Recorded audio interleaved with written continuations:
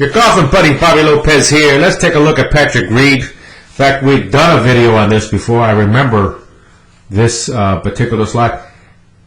But we didn't know who Patrick Reed was then. He told us yesterday, I'm the top five, I'm the top five. Slow down. Slow down. Don't put that kind of self-imposed pressure on yourself. Here, now let's take a look at this. The most perfect golf swing in the world? It's not. But it's working for him, and certainly a certain show of gutsiness was the fact that he didn't allow these rotten tee shots he was hitting. All I saw was the last 3 holes on TV because I usually don't watch golf. But he, he did everything you could do wrong off the tee, and he didn't let it bug him. He just kept fighting, he kept grinding, and that's a very good sign. Lee Trevino-ish. See this? Watch this. Look at this right here. There. Look at that. You can't put in a better place than that. Up he goes. Here he comes down. Down. Down. Bang. Right in the kisser. Look at that. This is that punch shot that he sort of hit. What surprised me at 18, why he did what he did. I mean, the second shot he did, he hit a punch shot sort of like this.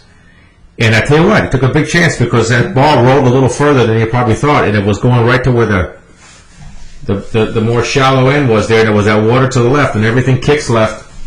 That could have been a disaster. He'd have been lucky to get in the playoff because he would have made 6 for sure. But, hey, that didn't happen. He hit it right down the middle, hit a nice safe shot on the green, made the 2 putts. Now, let's take a look at it from the other side to give us a whole lot better idea. And this is real grainy because the picture was way, see, here you go. Let's bring it back. But it's going to serve our purpose because we're going to see, now watch this. Watch this. He's going to go back. All right, looking pretty good. Looking pretty good. I like all those angles. Now watch. See, his head didn't go forward. It's going backwards. Hello? For all you guys are taking a lesson with us here in Richmond, look at this. Look at this. Look at his head go back. Look at this head go back. Look at this. Look at this. Now look, he's flat-footed.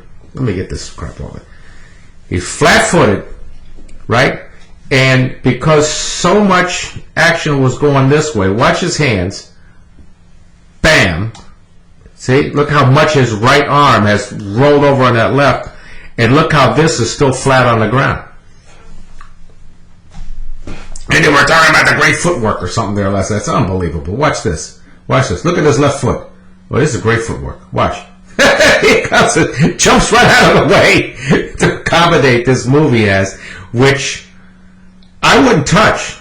You know, if I was lucky enough to talk to the guy, I'd say, look, I wouldn't, I'd leave that alone. He's leaving it alone. That's the best of leave. He's probably done that since he was a little kid.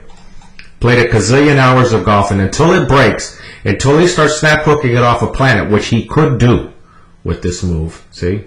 Look at that foot come up. And we're going to find out when he gets into a U.S. Open kind of golf course how that's going to hold up. And it might, because if he started to think about it, he's done. As soon as he goes to somebody and they go, oh, no, we're going to fix that. That's it. It's over. I mean, we got to understand it. He gets locked up in the hips here. Watch, his hips get locked up. They get locked. They can't turn. Something's got to give. Something's got to give. So that foot's going to come right off the ground and allow him to get through it instead of turning his hips through the ball, which is what he should be doing. But that's okay. Hey, the golf ball has no idea this is going on. We do because we're looking at this video, but the ball has no idea this is going on. And if I were him, I'd leave it alone. And the only other thing I would do is say, hey, let's somebody else here, another young player like it. I say, don't put that kind of pressure on yourself saying, I'm number 5, I'm number 5, I'm number 5. Hey, say, look, I'm having a great time. I'm playing golf. My wife's about to have a kid. I got the world by the tail right now. I'm having a good time. Now watch the difference. Here we're going to go. Okay? And I'll tell you what, a lot of you guys don't want to look at how little he moves in that lower body. Now he turns, clears the hip, Now watch. Continues to turn. His foot doesn't come off the ground. Gets a little bit. He gets a little bit of... See? I would say, really, if he opened his toe a little bit more, that would take some of that pressure off of this, which might begin to be a problem later on. Tell him, Tiger. You know, these things come back to bite you later. Okay? You don't see him slamming his hands over real hard like you see over here, see? On the left with Patrick Reed. See? He's got to throw that arm over and throw it over hard because all this got locked up. But he doesn't know what's happening, doesn't feel it, who cares, doesn't matter, leave it alone, wait till it completely falls apart, and then if you have to address it, then hope and pray that you can make the transition. All right, there's Patrick Reed. Congratulations to you, pal. Keep going.